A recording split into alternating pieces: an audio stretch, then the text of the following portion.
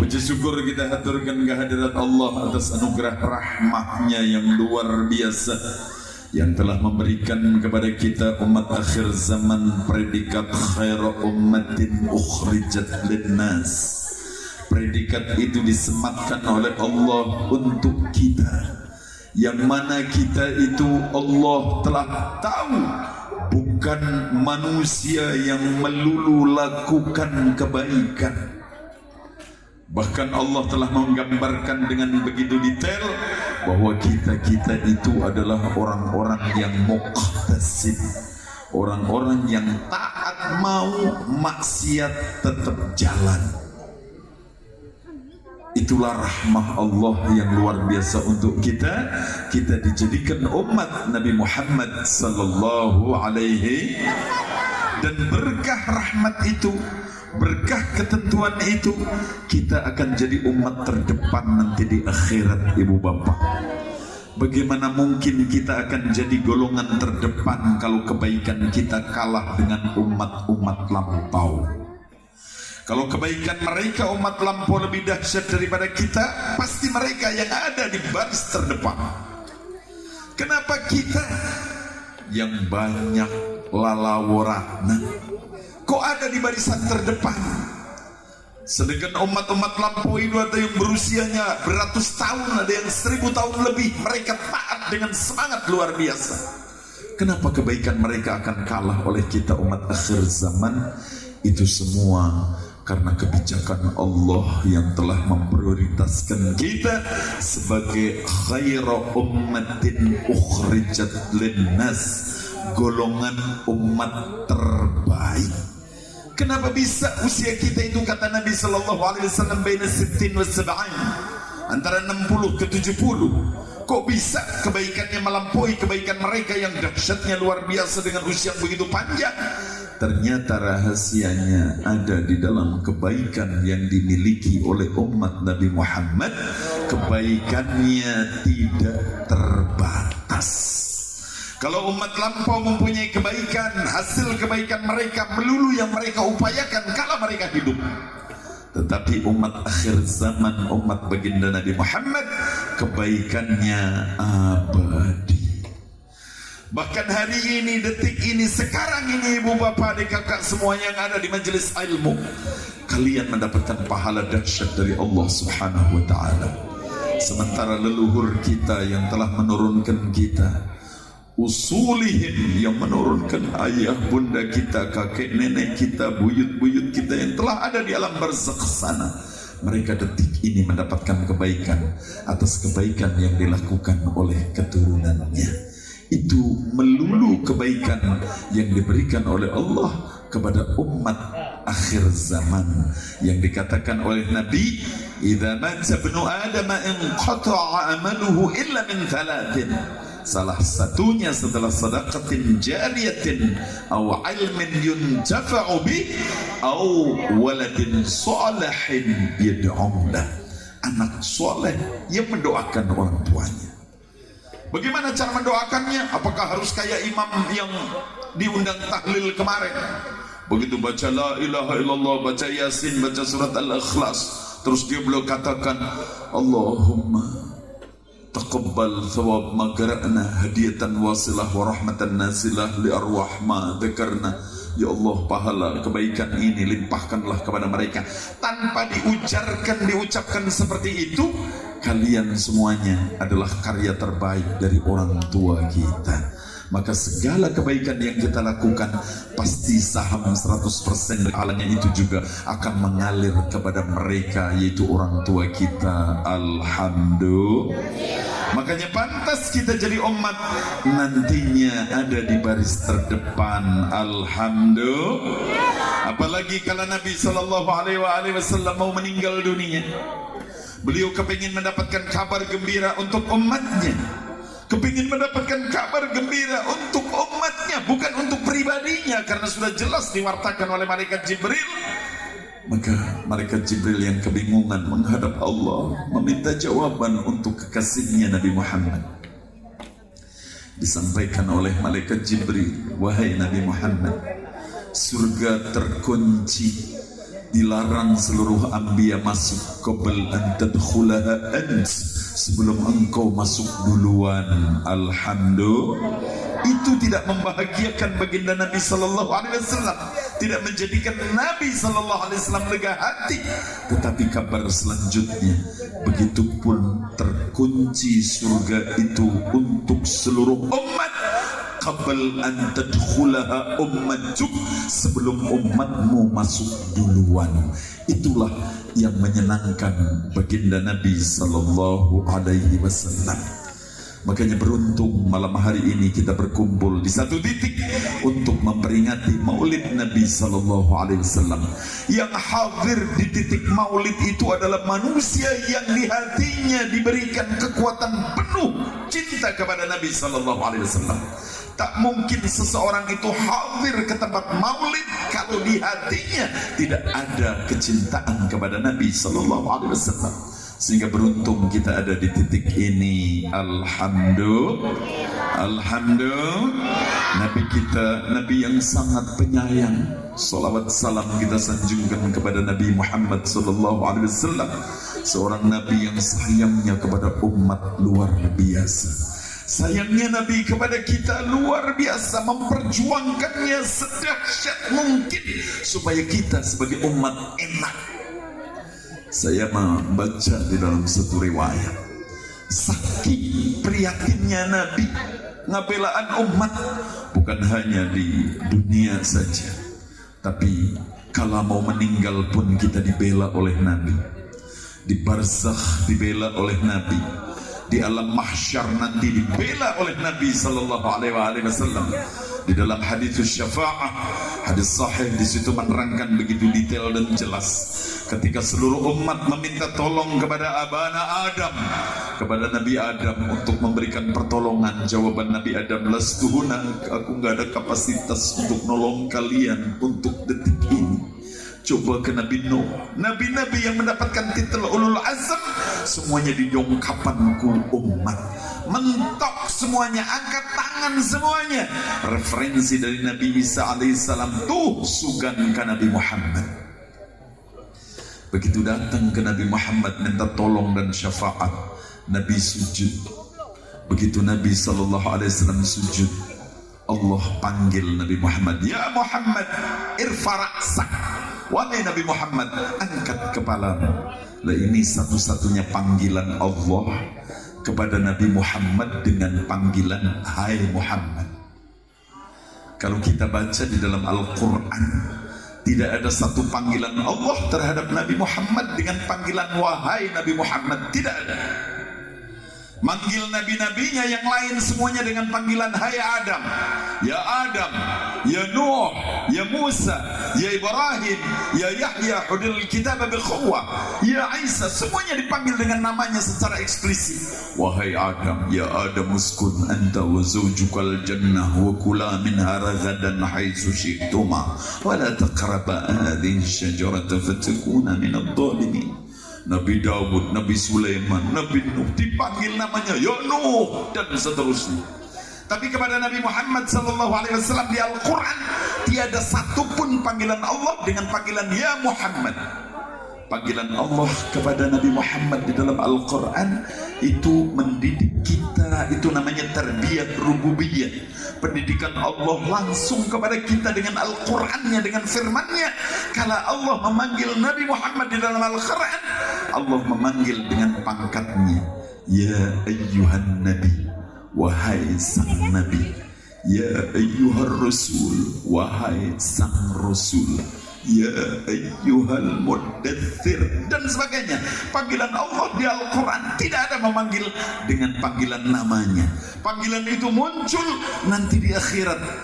Kala Nabi SAW sujud setelah didatangi oleh umat untuk meminta syafaat, Nabi Muhammad sujud, maka difirmankan oleh Allah, ya Muhammad irfa ra'sak, sal tu'ta, ishfa' tushaffa. Angkat kepalamu wahai Nabi Muhammad, apapun yang kau minta ku berikan. Kau mau berikan syafaat, berikanlah syafaat. Makanya di dalam Al-Quran ada keterangan Allah memberikan sesuatu luar biasa kepada Nabi Muhammad. memberikan fasilitas dahsyat kepada Nabi Muhammad dengan firman-Nya, wala sawfa yu'tika rabbuka fatarda. Apa yang menjadikan engkau lega hati wahai Nabi Muhammad, maka itu semuanya kuberikan untukmu. Ridho Nabi Muhammad itu hanya satu. Tiada seorang pun dari umatku ada di neraka Allah. Itu dahsyatnya kasih sayang Nabi Muhammad kepada umat Nabi sallallahu alaihi wasallam. Makanya hadis itu begitu banyak, luar biasa. Makanya ada hadis yang diriwayatkan oleh Mu'adz bin Jabal radhiyallahu taala anhu arda. Di akhir hayatnya Mu'adz baru munculkan hadis ini dengan komentar beliau, kalau bukan karena dilaknatnya orang yang menyembunyikan ilmu, maka aku tak keluarkan hadis ini. Kalau bukan karena takutnya aku uljima yaumal qiyamah bilijamin min narin, akan dikawal dengan cambuk api di akhiratnya, aku kayaknya hadis ini enggak aku keluarkan. Karena aku pernah protes sama Nabi, lah kalau itu dimunculkan nanti umatmu males gimana wahai Rasul. Jadi makanya ada keterangan orang yang meninggal itu harus berujar syahadah la ilaha illallah Muhammadun dakhalal jannah, dia akan masuk surga. Maka dikomentarin oleh sahabat, kalau umpamanya dia melakukan perbuatan yang salah, wa in zana wa in saraq, kalau dia berbuat zina, kalau dia maling, kata Nabi, kalaupun dia berbuat seperti itu, makanya la ilaha illallah jaga oleh antum. Jangan sampai la ilaha illallah Muhammadun Rasulullah yang dikatakan itu sebagai kunci surga terlepas dari kita. Bagaimana lepasnya? Karena hari-hari kita tidak diwarnai dengan ibadah, maka takutnya di akhir hidup kita ketemu dengan ajal, iblis bisa menjegal, na'udzubillah min. Makanya jaga itu dengan kita menjaga performa ibadah dengan baik, menjaga kasih sayang dengan sesama dengan baik. Karena Nabi Muhammad adalah manusia yang dipenuhi kasih sayang, tiada kebencian secuil pun kepada siapapun, kapanpun. Itulah Nabi kita sallallahu alaihi wasallam. Makanya hari-hari ini itu luar biasa, Pak. Banyak hal-hal yang dimunculkan oleh Allah untuk kita dengan sesuatu yang kadang-kadang seperti itu, tapi ternyata manfaat untuk kita. Alhamdulillah. Kayak muncul sekarang ada ChatGPT itu. Ada seorang yang menceritakan bahwa di Al-Quran, itu ceritanya di Al-Quran, Nabi Muhammad itu membunuh orang. Nabi Muhammad itu memotong tangan orang. Pokoknya ujaran kebencian, kekejian dialirkan kepada Nabi Muhammad. Itu ada Lily Jai itu yang dari Australia itu ya, artis itu bertanya kepada ChatGPT itu, apa betul Nabi Muhammad itu seperti ini, membunuh dengan tangannya sendiri atas kepentingan pribadinya, melakukan kekerasan begini-begini? Dijawab oleh ChatGPT itu, sepanjang yang saya tahu tidak ada satupun keterangan yang menerangkan seperti itu. Apa yang digambarkan tentang Nabi Muhammad baik di Al-Quran maupun di hadis-hadisnya, maka diceritakan beliau adalah orang yang penuh kasih sayangnya. Di dalam peperangan pun ditekankan kepada para sahabat, jangan melukai, jaga orang tua, jaga perempuan dan anak-anak. Luar biasanya Nabi Muhammad, sampai akhirnya ini si Lily Jai itu terperangah, loh kok seperti ini ternyata. Alhamdulillah. Jadi kebaikan itu akan muncul dari mana-mana. Itu yang bikin bukan muslimin, bukan Kiai Haji Mahfud siapa, bukan. Yang bikin itu ya saudara kita yang salah. Tapi ternyata jadi hikmah yang luar biasa. Makanya ada keterangan al-hikmatu ba'latul mu'min. Ibu bapak yang saya muliakan, yang saya cintai, yang saya banggakan, kita nyaman ibadah, kita tenang lakukan kebaikan, tambah baik lagi, akan lebih mudah, akan lebih gampang apabila kita punya pemimpin yang peduli terhadap agama kita. Alhamdulillah. Jadi ibu bapak, ada keterangan kata Nabi sallallahu alaihi wasallam, la tahlikar ra'iyatu wa in kanat zalimatan musi'ah idza kanatil wallatu hadiyatan mahdiyah. Satu kelompok masyarakat tidak akan cerai-berai dan tidak akan pernah rusak sekalipun masyarakatnya itu kurang di dalam segalanya, apabila pemimpinnya itu baik dan bijaksana. Tapi kalau kita pemimpinnya jelek, kebalikannya, walakin tahlikar ra'iyatu wa in kanat hadiyatan mahdiyah idza kanatil wallatu zalimatan musi'ah. Masyarakatnya kaum santri semuanya, tetapi pemimpinnya pemimpin yang jahat, maka masyarakat itu akan jadi masyarakat yang rusak. Na'udzubillah min. Makanya kita akan memilih pemimpin, pilih pemimpin yang bukan hanya mencintai rakyatnya, tetapi cinta kepada Allah dan Rasulnya. Sebab cinta kepada rakyatnya kadang-kadang itu hanya dibikin drama seremonial sementara untuk merayu. Tapi kalau dia takut sama Allah dan Rasulnya, dalam keadaan apapun kapanpun, yang dijaga adalah amanah Allah subhanahu wa ta'ala. Kita berdoa bareng-bareng, semoga Abah Haru Suwandaru ini diberkati oleh Allah subhanahu wa ta'ala. Amin ya rabbal amin. Allahumma. Ini waktunya jam 22.13. Saya ngomong itu kalau mau dipanjangin panjang, kalau dipondokin pondok. Yang penting kita tahu bahwa Nabi kita itu manusia yang luar biasa. Dengan peringatan Maulid seperti ini kita memuji Nabi. Ya Allah, ada tadi di dalam berdiri kita akan memuji Nabi. Ya Nabi salam alaik, ya Rasul salam alaik. Itu adalah sesuatu yang luar biasa. Karena kata Nabi sallallahu alaihi wasallam, amalan-amalan hebat itu gampang. Salawat amalan gampang. Man shalla alayya marratan sallallahu alaihi biha asyra.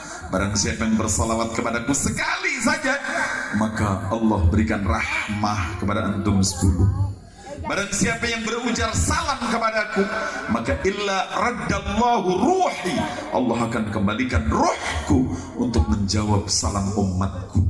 Tadi antum semuanya di dalam berdiri itu mengucapkan ya Nabi salam alaika, ya Rasul salam alaika, ya Habib salam alaika, salawatullah alaika. Antum ibu bapak, nama antum dan nama ayahnya disampaikan kepada Nabi sallallahu alaihi wasallam oleh malaikat. Si eta bin eta mengucapkan salam kepada engkau Rasul, dijawab oleh Nabi. Apa gak indah itu? Sementara sholawat yang kita baca dijamin rahmatnya oleh Allah subhanahu wa ta'ala. Ulama berkata, itu satu salawat yang dibaca 10 rahmah Allah kucurkan. Sementara untuk ngabelain rahmat Allah itu aturan dengan banyak salawat hanya dapat 1 rahmat saja. Sudah sewajarnya kita ngebelaan dengan banyak salawat untuk mendapatkan 1 rahmat Allah. Sementara dibalik untuk umat yang paling disayang oleh Allah, kita itu umat yang paling disayang oleh Allah, dimanja luar biasa oleh Allah Ta'ala. Bahkan Nabi Adam alaihissalam ngiri ke Nabi Muhammad dan umatnya. Nabi Adam ngobrol, ya Allah, aku dalam keadaan berhias, berpakaian indah di surga. Begitu aku salah, aku ditelanjangin oleh Allah, dibuang di muka bumi. Istighfar terus menerus dengan waktu yang panjang, baru dapatkan ampunan. Umat Nabi Muhammad melakukan dosanya dengan telanjang, ditutupin aibnya oleh Allah subhanahu wa ta'ala. Bahkan ketika dia bertobat dengan sebenarnya sekali tobat saja, diterima tobatnya oleh Allah. Makanya kadang-kadang kita itu sok jadi hakim yang tegas dan bengis luar biasa. Lihat orang ini belum sholat, dianggapnya itu ahli neraka. Woi, kalau saya nggak bisa begitu Pak, melihat orang ini duduk kok belum sholat, siapa tahu dia itu musafir, mungkin sholatnya di jamaah takhir atau di jamaah takdim, kita nggak tahu, atau mungkin ada sesuatu. Jadi kita nggak ngerti kepentingan yang ada di dalam dirinya. Yang penting kita jangan ngukumin orang, si ini itu sesat, si ini itu salah, si ini. Semua orang yang meninggal menghadap Allah Subhanahu wa Ta'ala itu enak Pak, selagi tidak melakukan dosa syirik. Innallaha la yaghfiru ayyushraka bihi wa yaghfiru ma duna dzalika liman yasha. Kalau orang meninggal menghadap Allah tidak melakukan dosa syirik, maka ini orang, bagaimana kebijakan Allah? Kalau Allah mau berkata satartuha fid dunya wa ghafartuha al-yawm, apa urusan antum? Kalau Allah, aku tutupi dulu kesalahan ente di dunia, hari ini kagok ditutupin di baheula dugi kaya nah geus diampunin we ku urang, rek naon atuh urang teh nggak bisa ngapa-ngapain. Makanya ketika ada orang yang ini salah sedikit divonisnya oleh orang dengan cerita luar biasa, Sayyidina Ali karramallahu wajah membuat satu riwayat yang luar biasa untuk kita. Ya Allah, kalau aku melakukan salah sekali dua, masa sih engkau akan ambil aku divonis dengan salah begitu rupa? Sementara dengan kebijakan luar biasa yang kau miliki, itu orang hari-harinya menafikan engkau, memusuhi dakwahnya para utusannya, dakwahnya para ulama. Tiap hari memeranginya karena mereka kafir. Tapi hanya dengan satu ujaran asyhadu alla ilaha illallah wa asyhadu anna muhammadan rasulullah, yang dikatakan al-islamu yaqta' mageblak. Islam itu dengan syahadatnya menutup kejelekan yang lampau. Itu orang 70 tahun tiap hari musuhi Islam karena dengan KTP kafirnya.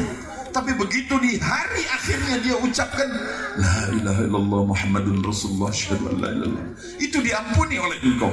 Masa sih kami yang tiap hari sujud ada terlat 1-2 rek dikitukan? Itu Sayyidina Ali di dalam munajatnya sampai seperti itu ibu bapak. Makanya istiqamah, tunaikan kebaikan untuk menjaga supaya di akhir hayat la ilaha illallah kita tidak dibegal oleh iblis. Alhamdulillah. Karena akhir hayat kita, kala nyawa terlepas ini, tetap ada pembelaan Rasulullah di situ ibu bapak. Ada riwayat kala Nabi Sallallahu Alaihi Wasallam didatangi malaikat Israel, diambil nyawanya oleh malaikat Israel. Nabi Muhammad ini merasakan rasa sakit, Begitu merasakan rasa sakit, bertanya, apakah rasa sakaratul maut itu sakitnya seperti ini wahai Israel? Betul wahai Rasul, dan memang seperti ini, katanya memang sakitnya seperti itu. Maka Nabi Muhammad minta kebijakan kepada Allah, malaikat Israel, supaya hai Israel, timpakan rasa sakit terdahsyat di dalam sakaratul maut itu untuk diriku, supaya umatku di dalam sakaratul maut itu enteng. Makanya pantas umat Nabi ada yang meninggal dalam keadaan tersenyum, ada yang meninggal dalam keadaan santai, tenang, luar biasa. Itu semua adalah jasa dari baginda Nabi Sallallahu Alaihi Wasallam.